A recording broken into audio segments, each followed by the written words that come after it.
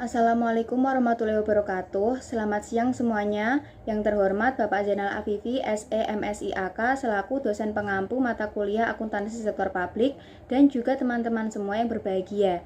Perkenalkan, kami dari kelompok 6 yang akan mempresentasikan materi penganggaran sektor publik pada hari ini, Selasa 28 Oktober 2025. Sebelumnya, izinkan saya untuk memperkenalkan anggota kelompok kami.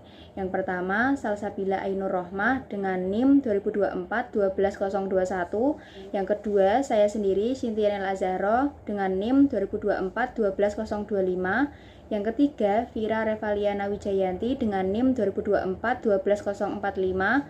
Yang keempat, Revanya Salsabila Istighfari dengan NIM 2024-12054. Yang kelima, Wahida Sufianida dengan NIM 2024-12099. Yang keenam, Cindy Dewika Sari dengan NIM 2024-12100. Yang ketujuh, Meila Lutfia Awalina dengan NIM 2024-12112. Baik, untuk materi yang pertama akan dijelaskan oleh rekan saya. Perkenalkan, nama saya Cindy Dewika Sari dengan NIM 100. Di sini saya akan menjelaskan konsep dasar alokasi barang dan jasa dalam sektor publik. Pada dasarnya, alokasi barang dan jasa dalam masyarakat dapat dilakukan melalui dua mekanisme utama. Yang pertama adalah mekanisme pasar, yaitu ketika barang dan jasa dialokasikan berdasarkan permintaan dan penawaran di pasar. Mekanisme ini terjadi secara alami, di mana harga menjadi alat pengatur utama dalam mengalokasikan sumber daya. Namun, dalam kenyataannya, tidak semua kebutuhan masyarakat dapat dipenuhi oleh mekanisme pasar. Ada beberapa kegagalan pasar, misalnya untuk barang dan jasa publik seperti jalan raya atau penerangan umum. Barang-barang seperti ini tidak bisa disediakan secara efisien oleh pasar karena memiliki sifat public goods dan eksternalitas, sehingga peran pemerintah menjadi sangat penting. Nah, disinilah mekanisme kedua berperan, yaitu mekanisme birokrasi.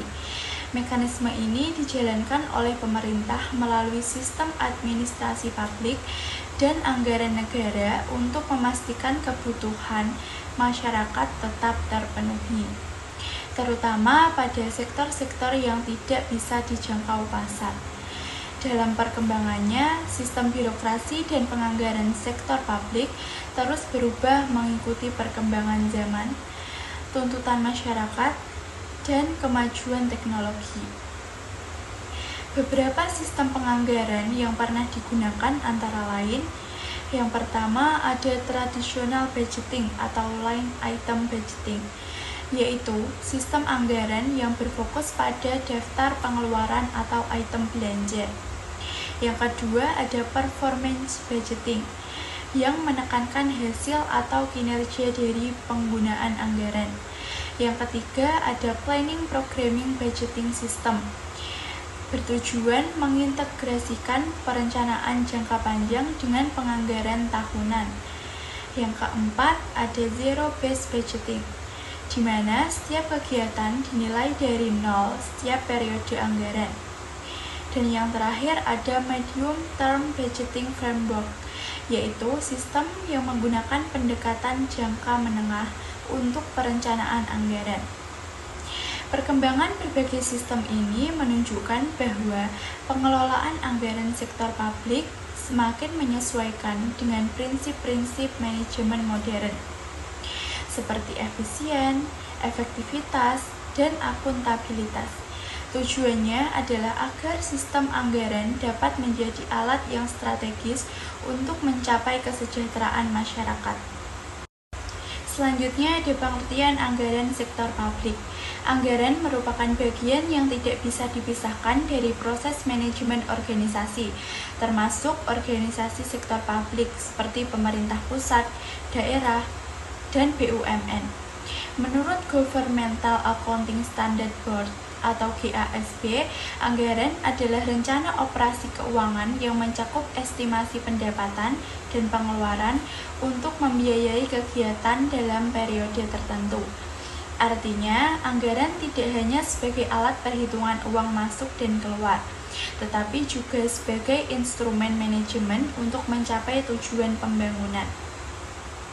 Pada dasarnya, anggaran sektor publik adalah rencana keuangan yang berisi tentang penerimaan dan pengeluaran pemerintah untuk jangka waktu tertentu, biasanya 1 tahun. Anggaran berfungsi bukan hanya sebagai alat perencanaan, tetapi juga sebagai alat pengendalian, koordinasi, dan komunikasi dalam mencapai tujuan organisasi. Melalui anggaran, pemerintah dapat menentukan arah kebijakan, mengukur kinerja, serta memastikan bahwa dana publik digunakan secara efektif dan efisien. Melalui anggaran, pemerintah dapat menentukan prioritas pembangunan, memastikan pemerataan kesejahteraan masyarakat, dan menjaga stabilitas ekonomi nasional. Oleh karena itu, anggaran sektor publik bukan hanya sekadar dokumen keuangan, tetapi juga cerminan dari kebijakan dan arah pembangunan suatu negara. Terdapat 2 jenis anggaran utama dalam sektor publik. Yang pertama ada APBN atau APBD, yaitu anggaran pendapatan dan belanja negara atau daerah, yang berisi rencana keuangan pemerintah pusat maupun daerah. Yang kedua ada RKAP atau rencana kegiatan dan anggaran perusahaan, digunakan oleh BUMN, BUMD atau lembaga publik swasta untuk mengatur kegiatan operasionalnya. Dalam proses penyusunannya, anggaran sektor publik biasanya melibatkan banyak pihak dan disesuaikan dengan peraturan perundang-undangan yang berlaku, seperti UU Nomor 17 Tahun 2003 tentang Keuangan Negara dan UU Nomor 15 Tahun 2004 tentang Pemeriksaan Pengelolaan dan Tanggung Jawab Keuangan Negara. Perkenalkan, nama saya Fira Revaliana Wijayanti dengan NIM 2024120045 sebagai pemateri 2. Di sini saya akan membahas materi tentang fungsi anggaran sektor publik, pengaruh dan tujuan anggaran sektor publik, dan juga karakteristik anggaran sektor publik. Fungsi anggaran sektor publik. Anggaran sektor publik ini memiliki 7 fungsi utama, yaitu yang pertama, anggaran berfungsi sebagai hasil akhir dari proses penyusunan rencana kerja. Anggaran menggambarkan rencana kegiatan pemerintah dalam bentuk angka. Jadi, sebelum anggaran dibuat, setiap instansi pemerintah menyusun rencana kegiatan tahunan, misalnya pembangunan jalan, pendidikan, kesehatan, dan lain-lain. Nah, semua rencana itu kemudian diterjemahkan dalam bentuk angka atau uang di dalam anggaran. Yang kedua, sebagai cetak biru atau blueprint aktivitas di masa depan. Jadi, anggaran ini seperti peta atau panduan kerja yang menunjukkan apa saja yang akan dilakukan, kapan dilakukan, dan berapa biayanya. Tanpa anggaran, pemerintah tidak punya arah yang jelas dalam menjalankan programnya. Ibaratnya, anggaran itu seperti Google Maps bagi pemerintah, yang menunjukkan jalan terbaik untuk mencapai tujuan pembangunan. Yang ketiga, anggaran sebagai alat komunikasi internal. Anggaran juga berfungsi untuk menghubungkan dan menyatukan berbagai unit kerja di dalam organisasi pemerintah agar komunikasi bisa berjalan dengan lancar. Dengan anggaran, setiap bagian tahu apa tugasnya, siapa yang bertanggung jawab, dan berapa sumber daya yang disediakan. Contohnya yaitu, Kementerian Keuangan bisa berkomunikasi dengan Kementerian Kesehatan tentang beberapa dana yang dialokasikan untuk vaksinasi. Yang keempat, anggaran sebagai alat pengendalian atau control tool. Anggaran juga digunakan untuk mengawasi dan menilai efisiensi dan efektivitas kinerja setiap unit kerja. Jika realisasi pengeluaran melebihi anggaran, berarti ada masalah dalam efisiensi. Begitu juga sebaliknya, jika terlalu sedikit digunakan, bisa jadi program tidak bisa berjalan dengan optimal. Contohnya, jika anggaran 10 miliar rupiah untuk pembangunan jalan, hanya terserap 6 miliar rupiah, itu perlu dievaluasi apakah proyeknya terlambat atau perencanaannya kurang baik. Yang kelima, anggaran sebagai alat motivasi dan persuasi. Jadi, anggaran mendorong pegawai pemerintah agar bekerja lebih efektif dan efisien. Dengan adanya target dan batasan dana, setiap pegawai termotivasi untuk mencapai hasil terbaik sesuai anggaran yang ada. Ibaratnya, anggaran itu seperti target goal yang membuat tim bekerja dengan semangat untuk mencapainya. Yang keenam, anggaran sebagai instrumen politik. Anggaran juga merupakan alat politik karena menunjukkan prioritas dan arah kebijakan pemerintah. Partai politik atau pemimpin daerah biasanya menunjukkan komitmennya kepada rakyat melalui kebijakan anggaran yang dibuat. Contohnya, jika pemerintah banyak mengalokasikan dana untuk pendidikan dan kesehatan, berarti fokus politiknya pada peningkatan kualitas hidup rakyat. Fungsi yang ketujuh yaitu sebagai instrumen kebijakan fiskal. Nah, fungsi yang ketujuh ini berhubungan dengan peraturan perekonomian secara nasional.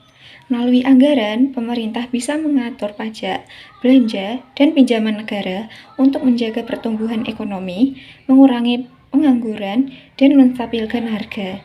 Jadi kesimpulannya, anggaran sektor publik ini bukan hanya sekedar catatan angka, tetapi juga panduan arah kegiatan pemerintah, alat komunikasi, dan pengendalian, dan juga sarana politik dan ekonomi untuk mencapai kesejahteraan masyarakat.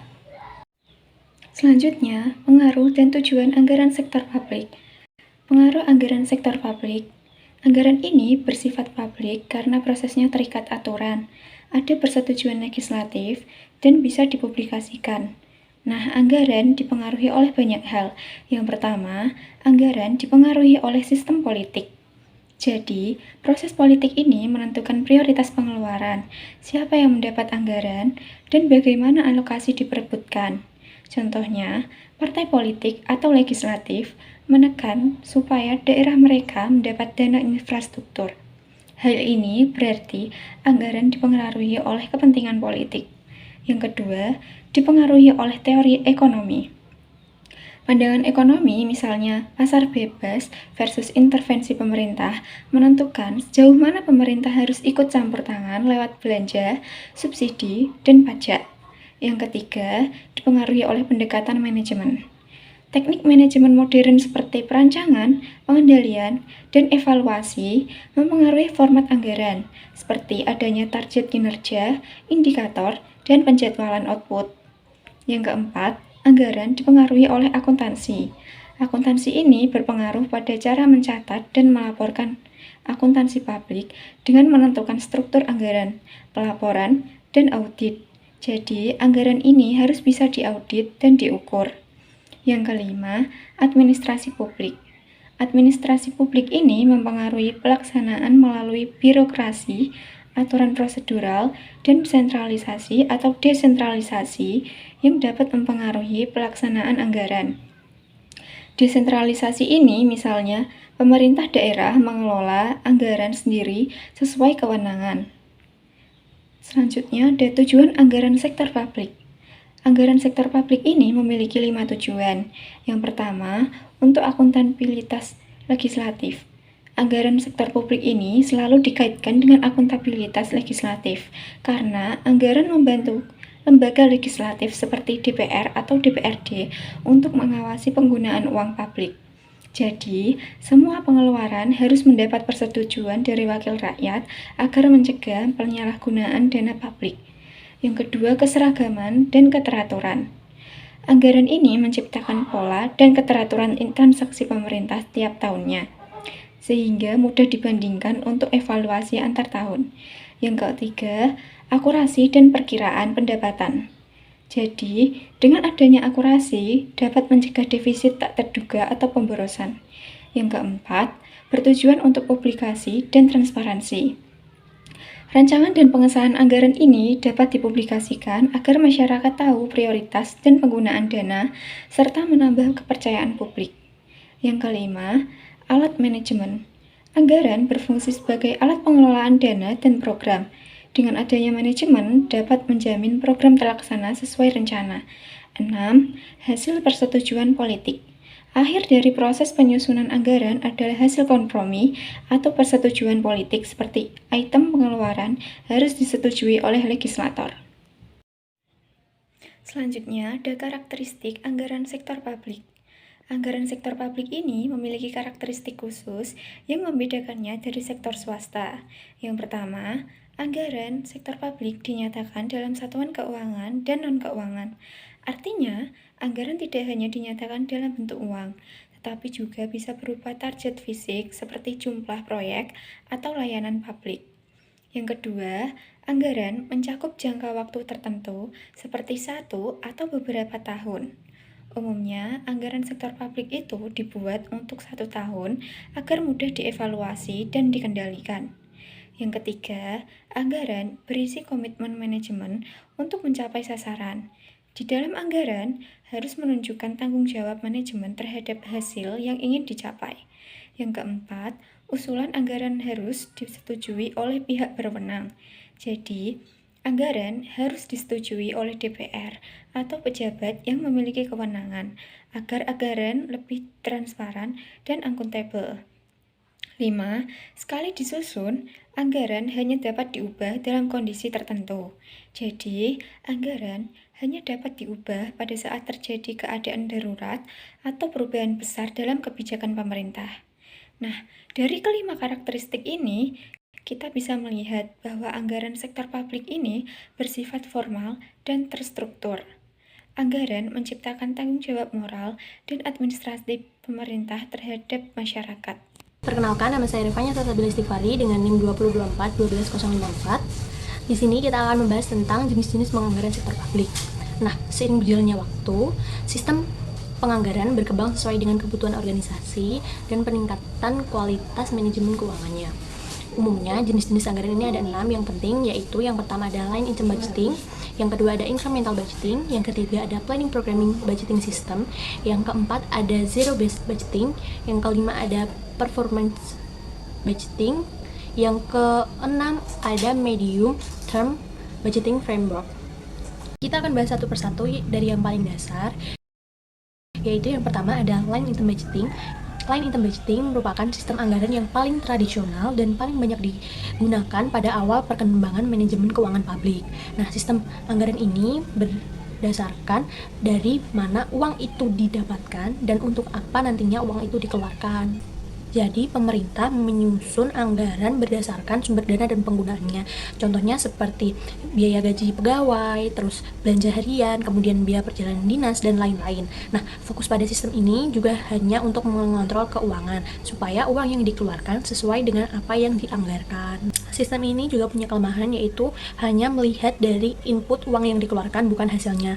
Jadi, kita nggak tahu nih apakah dana yang kita keluarkan itu sudah bermanfaat ke masyarakat atau belum. Contohnya, kayak pemerintah membuat rancangan APBD dengan sistem line item budgeting ini. Nah, dia kan hanya fokus kepada belanja daerahnya aja, tanpa tahu nih dampak atau hasil ke depannya. Kita masuk ke jenis anggaran yang kedua, yaitu incremental budgeting. Nah, anggaran ini merupakan lanjutan dari anggaran yang sebelumnya, yaitu line item budgeting. Simpelnya aja itu kayak anggaran tahun ini dihasilkan dari anggaran tahun lalu, cuma ditambah sedikit aja karena adanya kebutuhan nih. Misalnya penambahan ini terjadi karena adanya harga naik atau penambahan kegiatan. Nah, kelebihan dari anggaran ini yaitu mudah diterapkan, terutama untuk kegiatan rutin pemerintah. Nah, ada kelebihan, pasti ada kekurangan. Kekurangan dari anggaran ini yaitu kurang efektif karena setiap unit yang bekerja hanya minta tambahan tanpa evaluasi apakah anggaran yang sebelumnya itu sudah terrealisasi atau belum. Contoh nih, misal tahun kemarin pemerintah menganggarkan untuk perbaikan jalan 50 juta. Nah, untuk tahun ini anggaran ditambah nih jadi 55 juta. Nah, tapi kita kan nggak tahu yang 50 juta kemarin itu udah terrealisasi atau belum gitu. Kita masuk ke anggaran yang ketiga, yaitu anggaran yang agak lebih modern yang disebut dengan Planning Programming Budgeting System atau yang disingkat dengan PPBS. Nah, anggaran ini muncul karena dua anggaran yang sebelumnya dinilai kurang menilai hasil kerja. Nah, PPBS sendiri terdiri dari 3 hal, yaitu perencanaan atau planning, pemrograman atau programming, dan penganggaran atau budgeting. Jadi, kegiatan yang dilakukan pemerintah harus mempunyai tujuan, langkah, dan biaya yang jelas.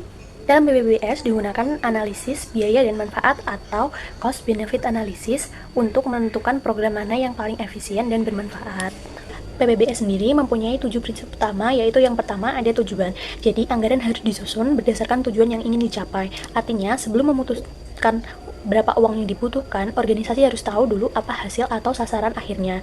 Yang kedua, ada alternatif cara, yaitu untuk mencapai tujuan, biasanya ada beberapa cara atau program yang bisa dipilih. Nah, dalam PPBS, sistem alternatif dibandingkan untuk melihat mana yang paling efektif dan efisien. Kemudian yang ketiga, ada efektivitas, yaitu prinsip ini menekankan bahwa pada program yang dilakukan harus benar-benar memberikan hasil sesuai tujuan. Jadi PPBS fokus pada outcome atau hasil, bukan hanya input atau biaya yang dikeluarkan. Kemudian yang keempat ada waktu. Jadi program harus mempunyai jangka waktu yang jelas, mulai dari perencanaan, pelaksanaan, sampai dengan evaluasi. Ini penting supaya kegiatan yang dipantau dan disesuaikan kalau ada perubahan. Kemudian yang kelima ada prioritas, yaitu karena sumber daya terbatas, organisasi harus menentukan prioritas program yang mana yang lebih penting untuk didahulukan. Kemudian yang keenam ada pengawasan dan evaluasi. Dalam PPBS, setiap kegiatan harus bisa dipantau dan dievaluasi hasilnya. Tujuannya untuk memastikan anggaran digunakan sesuai dengan rencana dan bisa diperbaiki di periode berikutnya. Yang ketujuh yaitu efisiensi. Prinsip ini menekan agar setiap rupiah yang dikeluarkan itu bermanfaat maksimal. Jadi, biaya sekecil mungkin untuk hasil sebesar mungkin. Kelebihan dari PPBS sendiri yaitu membuat pengambilan keputusan lebih rasional dan terukur. Tapi ada kelebihan, pasti ada kelemahan. Nah, kelemahannya yaitu anggaran ini tuh lebih kompleks dan mahal untuk diterapin karena butuh dana dan perhitungan yang detail. Nah, PPBS sendiri bisa diterapkan pada program sosial seperti bantuan kepada anak-anak atau lansia. Semua kegiatan ini dijabarkan dari rencana biaya sampai hasil yang ingin dicapai supaya gampang untuk dievaluasi. Perkenalkan, nama saya Meila Lutfia Awalina, NIM 202412112. Oke, karena tadi sudah dijelaskan mengenai 3 jenis sistem penganggaran, sekarang saya mau melanjutkan ke 2 jenis sistem penganggaran yang lain, yaitu Zero-Based Budgeting dan juga Performance Budgeting. Oke, sistem penganggaran yang keempat yaitu Zero-Based Budgeting atau yang biasa disingkat dengan ZBB. Nah, jadi teman-teman, Zero-Based Budgeting ini adalah sistem penyusunan anggaran yang dimulai dari nol. Jadi artinya kita nggak mengambil patokan dari seberapa besar anggaran yang digunakan pada tahun-tahun sebelumnya. Nah, dalam sistem ini, setiap kegiatan atau program itu harus dievaluasi dan juga dijustifikasi ulang.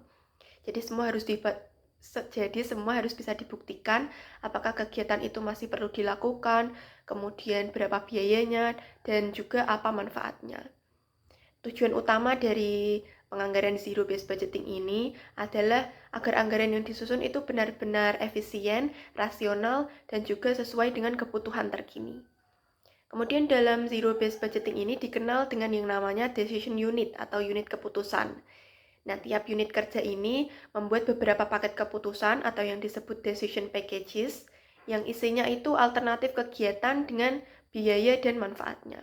Nah, dari situ nanti bisa dipilih mana kegiatan yang paling penting dan paling efisien untuk dijalankan terlebih dahulu. Selanjutnya ada langkah-langkah penyusunan penganggaran Zero-Based Budgeting. Secara umum ada 3 langkah utama. Yang pertama yaitu mengidentifikasi unit keputusan. Jadi nentuin kegiatan mana aja yang mau dievaluasi. Kemudian yang kedua yaitu membangun paket keputusan. Jadi tiap unit membuat alternatif kegiatan lengkap dengan biaya dan manfaatnya. Kemudian yang ketiga, meninjau dan menetapkan peringkat paket keputusan untuk menentukan kegiatan mana yang akan dijadikan prioritas. Kemudian ada jenis paket keputusan. Ada 2 jenis paket keputusan, yaitu mutually exclusive dan juga incremental. Paket keputusan yang pertama yaitu paket keputusan mutually exclusive, yaitu paket yang saling menggantikan fungsi satu sama lain. Jadi bisa digunakan salah satu, jadi bisa dipilih salah satu. Kemudian yang kedua yaitu paket keputusan incremental, yaitu paket yang menunjukkan perbedaan tingkat usaha dan biaya buat hasil tertentu. Selanjutnya kita bahas kelebihan dan kekurangan dari sistem penganggaran Zero-Based Budgeting. Jadi keunggulannya, sistem Zero-Based Budgeting ini bisa menciptakan efisiensi dan efektivitas dalam penggunaan anggaran karena semua kegiatan harus bisa dipertanggungjawabkan. Nah, sistem ini juga memotivasi manajer untuk lebih kritis dalam menilai kegiatan organisasi. Selain itu, sistem Zero-Based Budgeting ini lebih adaptif dan responsif terhadap perubahan kebutuhan masyarakat. Di balik itu ada juga kekurangannya, karena prosesnya ini cukup rumit dan memakan waktu, juga membutuhkan banyak data, banyak dokumen, dan juga membutuhkan sistem informasi yang bagus dan memadai. Jadi memang sistem zero based budgeting ini lebih berat dibandingkan metode anggaran biasanya. Selanjutnya yaitu jenis sistem penganggaran yang kelima, ada performance budgeting atau penganggaran berbasis kinerja.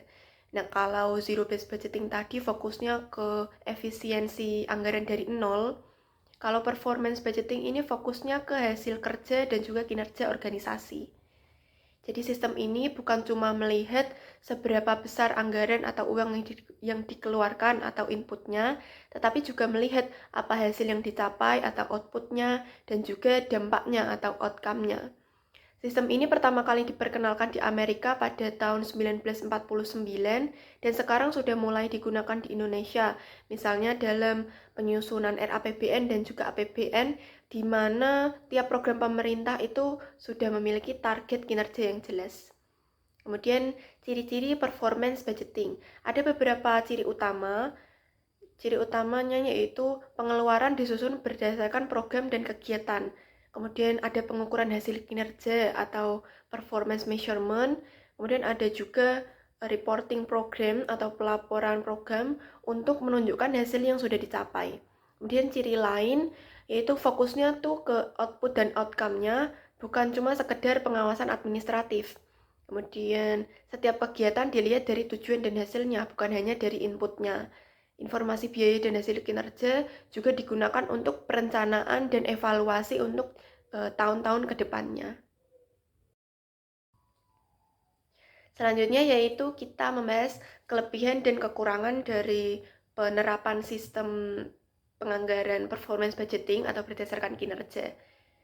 Jadi sistem ini punya beberapa keunggulan. Misalnya, wewenang dan tanggung jawab ini bisa terlihat lebih jelas. Kemudian yang kedua, meningkatkan partisipasi dan motivasi kerja pegawai. Yang ketiga, memudahkan perencanaan dan pengendalian anggaran. Dan yang paling penting, ini bisa mencegah pemborosan anggaran karena setiap dana yang dikeluarkan akan dikaitkan dengan hasil kerja yang terukur. Tetapi sistem ini juga punya tantangan atau kekurangan. Seperti tidak semua kegiatan ini bisa diukur hasilnya dengan angka, karena kan ada yang hasilnya bersifat kualitatif. Selain itu, sistem ini juga butuh sistem data dan informasi yang akurat, yang mana itu masih menjadi kendala di instansi pemerintah. Kemudian contoh nyata dari penerapan performance budgeting bisa kita lihat di RAPBN atau APBN di Indonesia, di mana setiap program pemerintah akan dikaitkan dengan target kinerjanya. Misalnya, berapa sekolah yang dibangun, atau seberapa besar tingkat kemiskinan yang berhasil diturunkan. Sekian dari saya, untuk pembahasan selanjutnya akan dilanjutkan oleh teman saya. Perkenalkan, nama saya Salsabila Ainur Rahmah dengan NIM 2024-12021. Untuk materi selanjutnya adalah Medium Term Budgeting Framework atau MTBF. MTBF adalah kerangka strategi anggaran pemerintah yang memberi tanggung jawab lebih besar kepada departemen dalam menetapkan dan menggunakan dana pembangunan. Keberhasilan MTBF bergantung pada mekanisme pengambilan keputusan anggaran berdasarkan skala prioritas, dengan pendekatan top-down untuk penetapan komponen anggaran dan bottom-up untuk usulan biaya yang kemudian disesuaikan dengan ketersediaan sumber daya. Kesiapan penerapan MTBF dipengaruhi oleh kondisi keuangan negara, ketidakstabilan fiskal, serta kurangnya keterpaduan antara perencanaan, penganggaran, dan pelaksanaan dapat menyebabkan alokasi dana yang tidak efisien.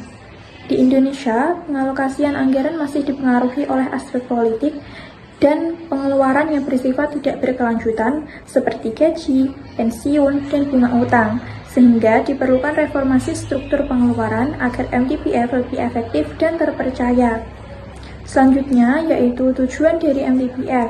Yang pertama yaitu keseimbangan makroekonomi. MTBF bertujuan menjaga stabilitas ekonomi dengan menyusun kerangka kerja sumber daya yang konsisten dan realistis agar kebijakan fiskal lebih terarah dan berkelanjutan. Yang kedua yaitu alokasi sumber daya yang strategis. MTBF mengarahkan penggunaan sumber daya berdasarkan prioritas antar sektor dan dalam sektor sehingga anggaran dapat dimanfaatkan secara efisien dan sesuai kebutuhan pembangunan. Selanjutnya yaitu sasaran dari MTBF. Yang pertama yaitu menciptakan keseimbangan ekonomi makro dengan cara mengembangkan kerangka sumber daya yang konsisten dan realistis. Yang kedua, meningkatkan alokasi sumber daya melalui strategi prioritas lintas sektoral. Yang ketiga, meningkatkan kemampuan untuk memperkirakan kebijakan pembiayaan sehingga departemen dapat lebih awal merencanakan program yang berkelanjutan. Yang keempat, memberikan anggaran yang ketat terkait kewenangan unit kerja dalam menggunakan sumber daya secara efektif dan efisien. Selanjutnya yaitu keunggulan. Yang pertama yaitu pendekatan sektoral dalam medium term budgeting framework memungkinkan perencanaan dan alokasi anggaran yang lebih fokus dan efisien. Dengan pengelolaan yang terarah, kebijakan antar sektor dapat disinergikan sehingga tercapai keseimbangan antara kebutuhan sektor tertentu dan prioritas lintas sektor. Pendekatan ini juga mendorong pemanfaatan peluang pembangunan secara maksimal di masing-masing sektor, serta meningkatkan koordinasi dan akuntabilitas dalam penggunaan sumber daya pemerintah. Selanjutnya yaitu kelemahan MTBF. Pendekatan MTBF sangat dipengaruhi oleh kondisi internal suatu negara, ketidakstabilan kebijakan fiskal, perubahan situasi ekonomi, dan dinamika sosial politik dapat menghambat efektivitas penerapannya. Jika stabilitas keuangan negara rendah atau koordinasi antar lembaga lemah, maka penetapan anggaran jangka menengah menjadi sulit dijalankan secara konsisten. Selain itu, dominasi kepentingan politik juga dapat mengganggu objektivitas dalam penentuan prioritas anggaran, sehingga tujuan utama MTBF untuk menciptakan perencanaan yang berkelanjutan tidak dapat tercapai secara opsional. Selanjutnya adalah tahapan-tahapan dalam pelaksanaan MTBF. Yang pertama yaitu disusun kerangka kerja makroekonomi yang akan digunakan untuk membuat proyeksi penerimaan dan pengeluaran, terutama penyusunan analisis dan model ekonomi makro. Yang kedua yaitu proses kaji ulang sektor. Proses kaji ulang sektor ini terdiri dari 3 tahapan. Yang pertama yaitu persetujuan atas sasaran, objek, dan kegiatan. Yang kedua yaitu mengkaji ulang program dan subprogram yang telah disepakati, dan yang terakhir yaitu penganggaran program yang disetujui. Tahap ketiga yaitu mencakup serangkaian dengan dengar pendapat antar Departemen Keuangan atau Bappenas dengan Departemen Sektoral mengenai hasil pengkajian ulang sektoral. Yang keempat yaitu kerangka kerja makroekonomi dan hasil kaji ulang sektor digunakan untuk merancang anggaran pengeluaran yang menjadi dasar negosiasi pendanaan serta penetapan batas maksimal pengeluaran sektor untuk tahun berikutnya dan 2 tahun ke depan. Yang kelima yaitu keputusan kabinet atau serta menerapkan alokasi sumber daya sektoral jangka menengah atas dasar ketersediaan dan prioritas lintas sektoral. Ini dilaksanakan dengan menetapkan budget ceiling untuk 3 tahun ke depan. Yang keenam yaitu tahap di mana unit kerja merevisi perkiraan anggaran atau perakhiran anggaran di dalam rentang ceiling yang disetujui. Dan yang ketujuh yaitu perkiraan anggaran departemen telah direvisi oleh Departemen Keuangan dan akan dipresentasikan di depan kabinet atau setara. Yang selanjutnya DPR perlu memberikan persetujuan. Selanjutnya adalah prinsip-prinsip penganggaran. Yang pertama yaitu prinsip demokratis, yang mengandung makna bahwa anggaran negara di pemerintah pusat maupun pemerintah daerah, baik yang berkaitan dengan pendapatan maupun pengeluaran, harus ditetapkan melalui suatu proses yang mengikut sertakan sebanyak mungkin unsur masyarakat. Selain harus dibahas dan mendapatkan persetujuan dari lembaga perwakilan rakyat. Yang kedua yaitu prinsip adil. Berarti anggaran negara haruslah diarahkan secara optimum bagi kepentingan orang banyak dan secara proporsional, yang nantinya akan dialokasikan bagi semua kelompok dalam masyarakat sesuai dengan kebutuhannya. Yang ketiga yaitu transparan, yaitu proses perencanaan, pelaksanaan, serta pertanggungjawaban anggaran negara harus diketahui tidak hanya oleh wakil rakyat saja, tetapi diketahui oleh masyarakat umum. Yang keempat yaitu prinsip bermoral tinggi, yang berarti bahwa pengelolaan anggaran negara harus berpegang pada peraturan perundang-undangan yang berlaku dan juga senantiasa mengacu pada etika dan moral yang tinggi. Yang kelima yaitu prinsip berhati-hati, yaitu pengelolaan anggaran negara harus dilakukan secara berhati-hati karena jumlah sumber daya yang terbatas dan mahal harganya. Hal ini semakin terasa penting jika dikaitkan dengan unsur hutang negara. Yang keenam yaitu prinsip akuntabel, berarti pengelolaan keuangan negara harus dapat dipertanggungjawabkan setiap saat secara intern maupun ekstern kepada rakyat. Perkenalkan, nama saya Cynthia Nalazaro dengan NIM 2024-12025.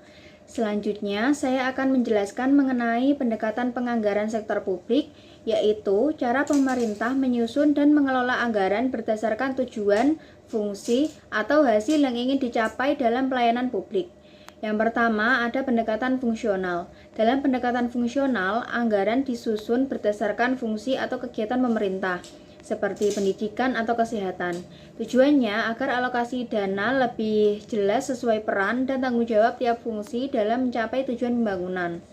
Dalam pendekatan fungsional, Systems of National Accounts menekankan bahwa setiap fungsi pemerintahan memiliki kemandirian dalam mengelola anggaran. Misalnya, fungsi pendidikan atau kesehatan bekerja sesuai tanggung jawabnya masing-masing. Yang kedua, penganggaran dilakukan sesuai kemampuan pemerintah dalam membiayai pengeluaran dan meningkatkan kesejahteraan masyarakat. Jika seluruhnya dikelola pemerintah, berarti kendali penuh ada di tangan negara. Namun, jika hanya sebagian, maka dilakukan melalui kolaborasi dengan pihak lain. Pendekatan fungsional ini juga mempengaruhi bagaimana anggaran disusun agar tetap selaras dengan kepentingan formal, kepentingan hukum, dan kepentingan legislatif. Oh iya, System of National Accounts itu sistem standar internasional yang berisi seperangkat rekomendasi tentang cara menyusun ukuran aktivitas ekonomi di suatu negara, seperti produksi, pendapatan, dan juga pengeluaran. Lalu fungsi anggaran ada 3, yaitu yang pertama, alokasi, berarti pembagian dana untuk berbagai kegiatan. Fungsinya efektif jika mampu menyeimbangkan kebutuhan sektor publik dan swasta serta mencapai tujuan organisasi. Yang kedua, stabilisasi, adalah menjaga kestabilan ekonomi lewat anggaran dengan memperhatikan dampak program, asumsi ekonomi, dan koordinasi moneter. Yang ketiga, distribusi, berkaitan dengan pemerataan anggaran agar stabilitas fiskal terjaga dan partisipasi organisasi meningkat.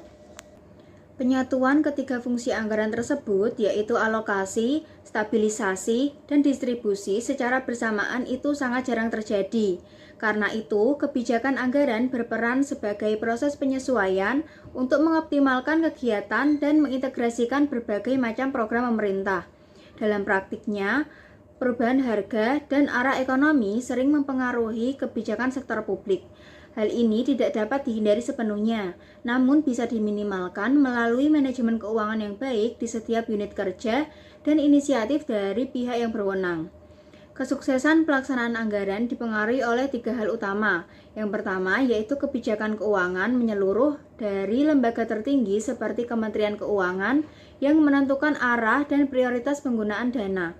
Yang kedua, dukungan politis dari berbagai lembaga sangat penting agar kebijakan anggaran dapat dijalankan tanpa hambatan.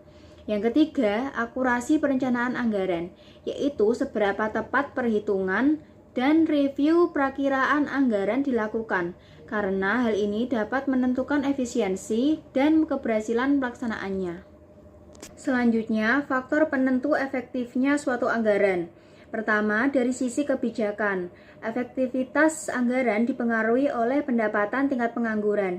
Artinya, jika pendapatan masyarakat tinggi dan pengangguran rendah, maka penerimaan pajak meningkat dan pemerintah memiliki ruang fiskal lebih besar untuk membiayai program publik. Lalu ada inflasi, nilai tukar, kebijakan fiskal dan moneter, hingga pengeluaran pemerintah dan subsidi. Semua faktor ini menentukan seberapa realistis dan berkelanjutan anggaran dapat dijalankan. 2. Faktor kelembagaan mencakup koordinasi dan konsultasi antar unit kerja, efisiensi birokrasi, pertimbangan ekonomi, serta kapabilitas administrasi. Semakin baik koordinasi dan kemampuan lembaga, maka semakin lancar juga pelaksanaan anggaran. 3 dari faktor anggaran sendiri meliputi ketepatan perhitungan pendapatan dan pengeluaran, fleksibilitas fiskal, sampai hambatan sumber daya manusia. Lalu kesalahan dalam perencanaan, kesalahan waktu pada saat pelepasan dana, atau keterbatasan sumber daya manusia juga dapat menurunkan efektivitas pelaksanaan anggaran. Selanjutnya, analisis dampak ekonomi anggaran. Yang pertama, pada bagian penerimaan, khususnya pendapatan pajak dan non-pajak. Dampaknya terhadap permintaan secara menyeluruh menurun saat terjadi deflasi. Hal ini karena ketika harga-harga turun, biasanya pendapatan masyarakat dan aktivitas ekonomi ikut melemah. Akibatnya, konsumsi dan investasi berkurang, sehingga penerimaan pajak dan non-pajak pemerintah ikut menurun. Penurunan penerimaan ini kemudian berdampak pada berkurangnya permintaan secara menyeluruh di dalam perekonomian, sedangkan hibah bersifat netral jika ditujukan ke luar negeri. Yang kedua, bagian pengeluaran, yaitu pengeluaran langsung pada barang dan jasa serta pembentukan modal. Dampaknya adalah meningkatkan permintaan karena saat pemerintah membeli barang dan jasa atau membangun infrastruktur, uang yang dikeluarkan langsung menjadi pendapatan bagi produsen dan juga pekerja. Pendapatan ini kemudian digunakan kembali untuk konsumsi dan investasi, sehingga terjadi peningkatan permintaan. Lalu pembayaran transfer berdampak pada kas pendapatan rumah tangga. Selanjutnya, peminjaman bersih oleh pemerintah, artinya pemerintah melakukan utang untuk menambah belanja di perekonomian. Ketika dana hasil pinjaman dipakai untuk proyek atau konsumsi, terdapat dana pengeluaran baru yang mendorong aktivitas ekonomi. Dampak ekspansi tersebut dapat menyebabkan peningkatan permintaan secara keseluruhan karena lebih banyak uang beredar untuk membeli barang dan jasa di masyarakat. 3. Defisit anggaran membuat pemerintah mengeluarkan uang lebih banyak dari yang diterimanya. Uang ekstra ini masuk ke perekonomian sebagai pengeluaran tambahan dari pemerintah, sehingga orang dan perusahaan menerima lebih banyak uang untuk dibelanjakan. Karena ada lebih banyak uang yang beredar dan dibelanjakan, terjadi kenaikan pada permintaan. Yang keempat, utang luar negeri yang digunakan untuk membiayai anggaran pemerintah bisa mendorong ekspansi ekonomi karena dana tersebut digunakan untuk membiayai proyek atau pengeluaran yang meningkatkan aktivitas ekonomi dan permintaan barang serta jasa. Ini menguntungkan jika proyek berhasil dan meningkatkan pertumbuhan ekonomi serta cadangan devisa negara. Namun, utang luar negeri juga berdampak pada neraca pembayaran karena harus dibayar kembali dengan mata uang asing. Yang kelima, rumah tangga swasta akan mengalami pengurangan kekuatan beli karena beban membayar utang dan bunga bisa menaikkan pajak atau biaya lain.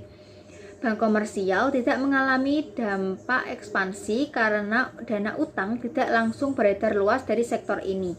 Lalu bank sentral mengalami ekspansi karena dia bisa menambah jumlah uang beredar melalui pembiayaan yang berasal dari utang luar negeri, sehingga permintaan secara menyeluruh bertambah.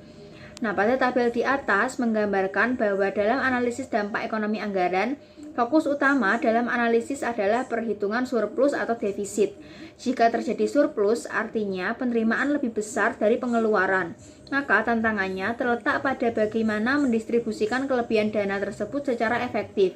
Sebaliknya, jika terjadi defisit di mana pengeluaran melebihi penerimaan, maka pemerintah perlu mencari cara membiayai kekurangan, misalnya melalui pinjaman atau penyesuaian belanja.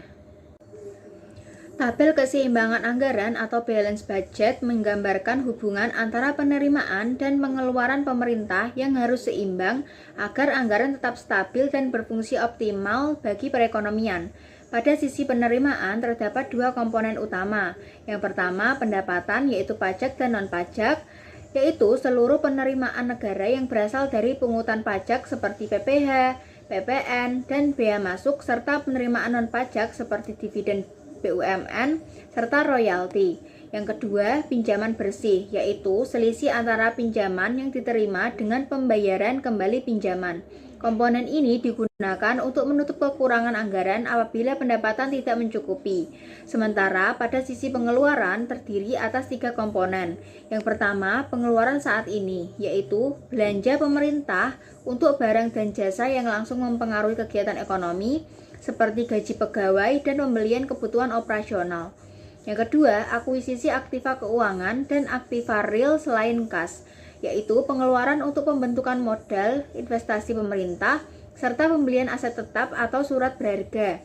Yang ketiga, peningkatan atau penurunan uang kas, yaitu perubahan posisi kas pemerintah yang mencerminkan arus keluar atau masuk dana untuk menjaga likuiditas. Dengan demikian, keseimbangan anggaran, yaitu A plus B sama dengan C plus D plus E, menunjukkan bahwa seluruh penerimaan harus setara dengan total pengeluaran agar pengelolaan fiskal tetap stabil dan mendukung pertumbuhan ekonomi. Tabel keseimbangan anggaran atau balance budget menunjukkan bahwa efektivitas pengelolaan keuangan negara bergantung pada keseimbangan antara penerimaan dan pengeluaran pemerintah. Berbagai variabel penerimaan dan pengeluaran perlu dieksplorasi untuk menjaga keseimbangan tersebut. Pada sisi penerimaan, variabel yang harus diperhatikan meliputi pendapatan pajak dan non-pajak, serta pinjaman bersih dari sumber dana tambahan. Sedangkan pada sisi pengeluaran yang perlu dikendalikan adalah pengeluaran kas, akuisisi aktiva keuangan maupun non-kas, serta perubahan saldo kas. Keseimbangan antara penerimaan dan pengeluaran ini sangat penting untuk menjaga stabilitas anggaran, yang pada akhirnya berkontribusi terhadap stabilitas ekonomi secara keseluruhan. Sebelumnya, perkenalkan, nama saya Uhaida Sufianida dengan NIM 2024-120-99. Nah, di sini saya akan menjelaskan mengenai pendekatan pengambilan keputusan dan evaluasi anggaran. Saya akan membahas yang pertama terlebih dahulu, yaitu pendekatan pengambilan keputusan. Nah, di sini dalam praktiknya anggaran adalah proses pengambilan keputusan tentang bagaimana organisasi atau pemerintah mengatur sumber daya untuk mencapai tujuan dan meningkatkan kesejahteraan masyarakat. Nah, proses anggaran ini biasanya memiliki standar prosedur. Proses pengambilan keputusan itu sendiri merupakan proses gabungan dari beberapa elemen, yaitu ada ekonomi, politik, psikologi, dan administrasi publik. Ekonomi sendiri berfungsi untuk meningkatkan efisiensi, efektivitas, biaya, dan manfaat dari setiap kebijakan. Politik sendiri untuk menentukan prioritas kebijakan.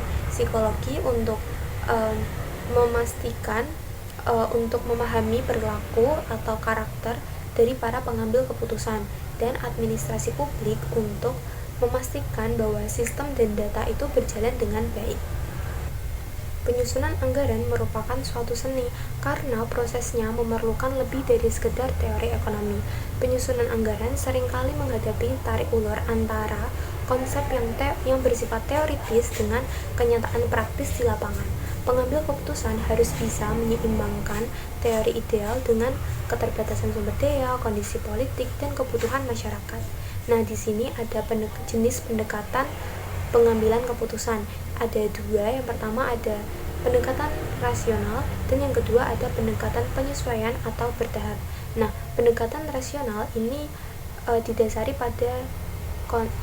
pada ekonomi tradisional, yaitu menekankan efisiensi dan logika ekonomi. Sedangkan untuk pendekatan penyesuaian atau bertahap ini didasari pada pemikiran pemerintah yang demokratis, yaitu menekankan suatu proses politik dan musyawarah secara demokratis. Nah, selanjutnya di sini ada tabel yang berisikan tentang perbedaan pendekatan rasional dan pendekatan penyesuaian atau bertahap. Nah, di sini ada 3 perbedaan. Kita mulai dari yang pertama terlebih dahulu, yaitu yang pertama ada perbedaan dalam hal keterkaitan. Jika pendekatan rasional itu teori ekonomi yang tradisional, yang sudah saya jelaskan di awal bahwa ini tuh menekankan efisiensi dan logika ekonomi. Sedangkan untuk yang pendekatan penyesuaian atau bertahap itu keterkaitannya itu konsep pluralis pemerintah yang demokratis, yang yaitu menekankan proses musyawarah dan politik secara demokratis. perbedaan yang kedua yaitu ada tipe pendekatan. Kalau yang rasional itu berfokus pada pendekatan tujuan dan pengukuran alternatif untuk mencapai tujuan tersebut. Sedangkan yang pendekatan penyesuaian atau bertahap itu tipe pendekatannya itu proses penyesuaian antar individu dan kelompok yang mempunyai nilai ekonomi dan tingkat kekuasaan yang berbeda. Perbedaan yang ketiga yaitu kritik. Jika di pendekatan rasional, kritiknya itu ada dua. Yang pertama yaitu survei alternatif tidak dimungkinkan. Artinya, sulit melakukan survei alternatif secara sempurna. Yang kedua, keputusan akan mengurangi proses penyesuaian dan ditentukan melalui proses politik. Sedangkan untuk yang pendekatan penyesuaian atau bertahap, ini tuh kritiknya itu proses negosiasi akan menjadi dasar pengambilan keputusan dan kompromi tujuan menjadi dasar penilaian prestasi. Selanjutnya, saya akan menjelaskan mengenai materi evaluasi anggaran. Evaluasi terhadap perkiraan pendapatan dan pengeluaran anggaran tahun berjalan memiliki peran penting sebagai titik awal dari proses penyusunan anggaran tahun berikutnya. Melalui evaluasi ini, pemerintah atau organisasi ini dapat menilai apakah anggaran yang telah disusun sebelumnya ini masih relevan dan wajar. Perubahan yang terlalu banyak dari tahun sebelumnya menunjukkan adanya kelemahan dari proses perencanaan anggaran, sehingga hal ini perlu dikaji lebih dalam. Fokus utama evaluasi adalah pada margin atau selisih perubahan dari tahun sebelumnya. Jika margin perubahan lebih kecil dari tahun lalu, maka usulan perubahan anggaran ini akan lebih mudah disetujui.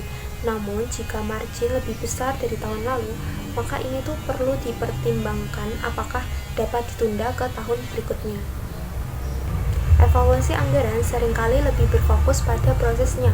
Wildavsky tahun 1974 menekankan bahwa anggaran itu diibaratkan seperti gunung es, di mana sebagian besar komponennya itu tersembunyi dan bersifat rutin setiap tahun.